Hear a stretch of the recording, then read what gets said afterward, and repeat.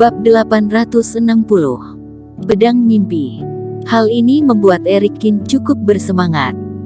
Pedang semacam itu bila membentuk formasi pedang, reiki dan kerohanian yang dibutuhkan untuk masing-masing pedang sama persis.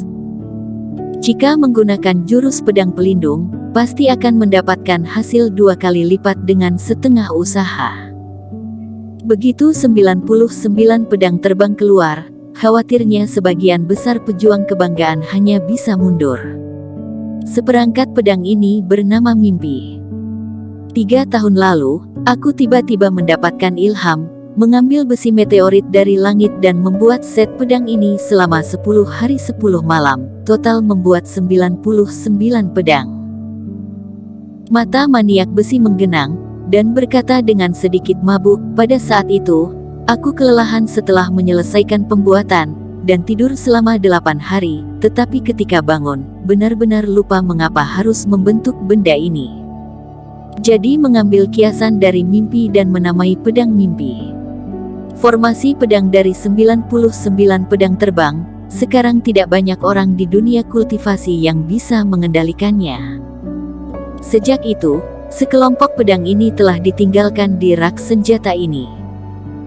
Aku pikir sekelompok pedang ini akan tidur abadi di sini, tetapi sekarang tampaknya pedang ini telah disiapkan secara khusus untuk kamu. Si maniak besi berkata sambil mendesah. Ambillah, pedang ini milikmu. Begitu si maniak besi mengangkat tangannya, 99 pedang mimpi jatuh di depan Erikin. Erikin ragu-ragu dan berkata, "Senior, ini adalah barang yang kamu cintai, kamu bersedia untuk memberikannya begitu saja. Aku akan berpartisipasi dalam acara pejuang kebanggaan, tidak dapat dipungkiri bahwa pedang ini akan." Haha, takdir pedang bukanlah diam di sini, dan tidak ada yang peduli ketika pedang itu berkarat, melainkan pada pertempuran yang sengit, bahkan jika pedang itu patah dan hancur, setidaknya masih ada jejaknya. Si maniak besi berkata dengan cukup emosional. Erikin mendengarkan, hatinya tergerak sedikit. Adegan ini juga menyentuh hatinya, membuat Erikin merasa kualitas dirinya meningkat. Setelah si maniak besi selesai berbicara, semua pedang mimpi ini sedikit bergetar.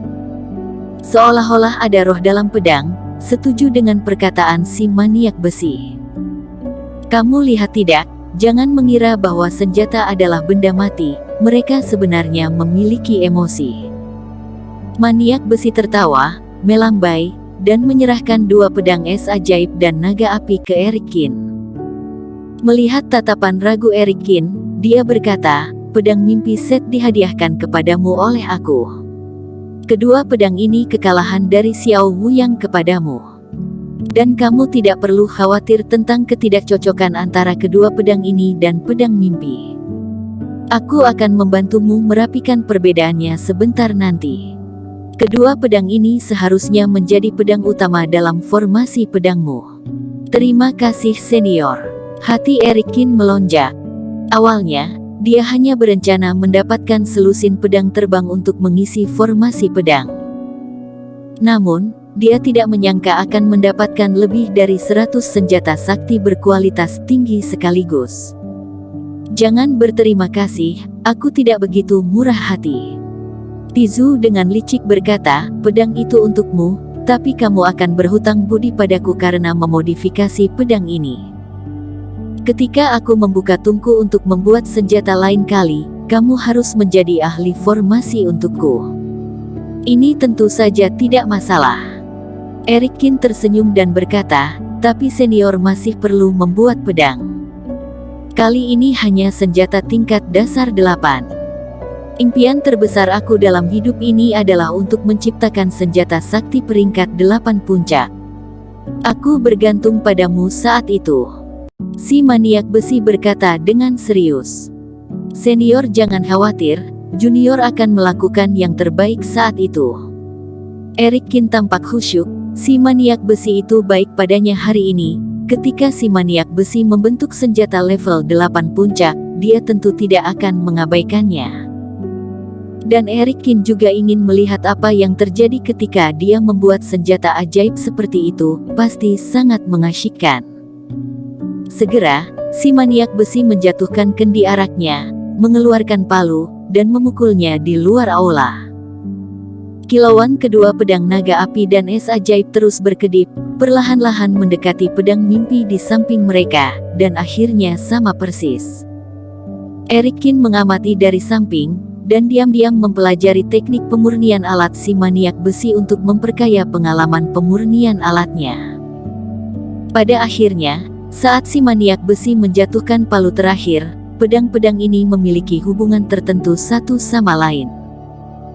Eric Kin menutup matanya dan merasakannya, terkejut seolah-olah dua pedang naga api dan es ajaib itu bersatu dengan pedang mimpi.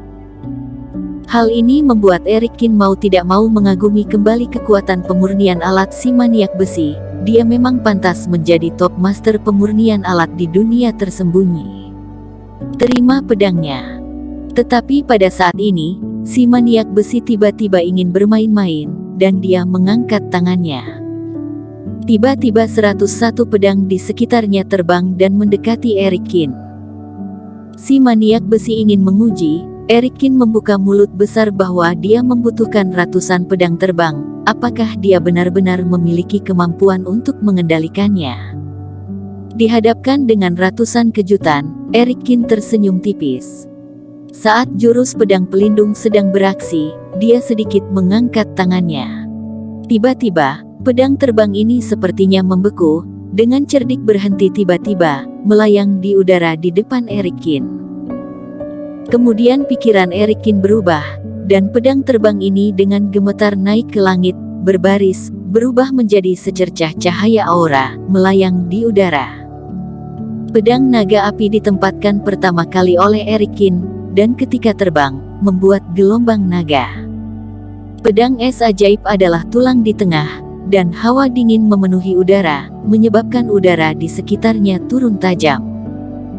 Ratusan pedang terbang ke langit seperti naga, melayang bebas, dan pemandangannya cukup mengejutkan.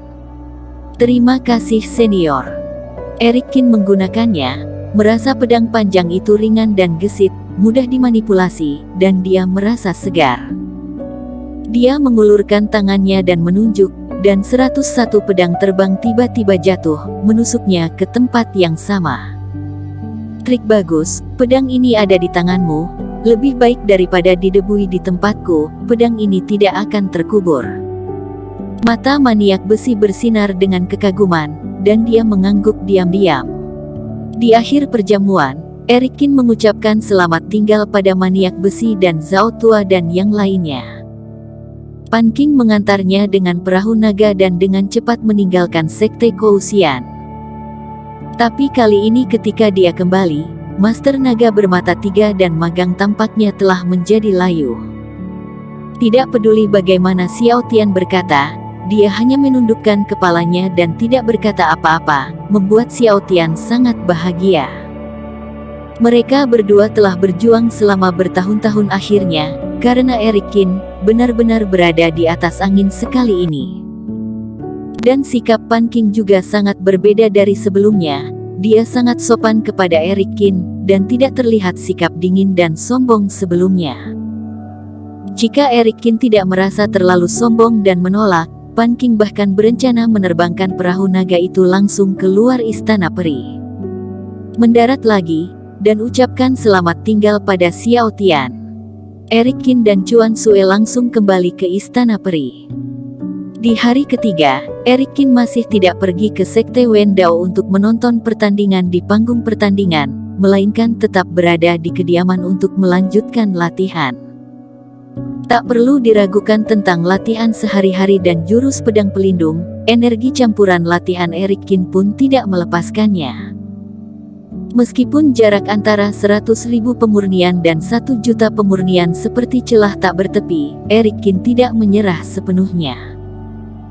Sedangkan untuk kultivasi, Eric Kin terus-menerus menghayati aura jurus telapak tangan biru, dan bahkan Eric Kin tidak ragu menggunakan aura asli yang diperoleh dari lonceng perunggu untuk meningkatkan pemahamannya. Namun, hanya dalam 1 atau 2 hari, sulit untuk langsung melihat hasilnya. Baru pada akhir babak pertama pertandingan panggung Sekte Wendao di hari keempat, Eric Kin dan Ye Zun pergi ke alun-alun bersama-sama. Saat ini, sebagian besar pejuang yang mengikuti acara pejuang kebanggaan sudah tersingkir. Hanya 1.000 orang yang tersisa. Penampilan panggung pertandingan juga berubah. Skala panggung pertandingan menjadi lebih besar dan jumlahnya berkurang. Ribuan pejuang berdiri di satu tempat saat ini, menampakkan keunikan dan nafas bergelombang. Entah berapa dari orang-orang ini yang akan menjadi pejuang kebanggaan saat ini dan menjadi terkenal di dunia. Bersambung. Terima kasih telah menonton video ini sampai akhir. Jangan lupa subscribe dan nantikan kisah episode selanjutnya hanya di Novel Story. Salam.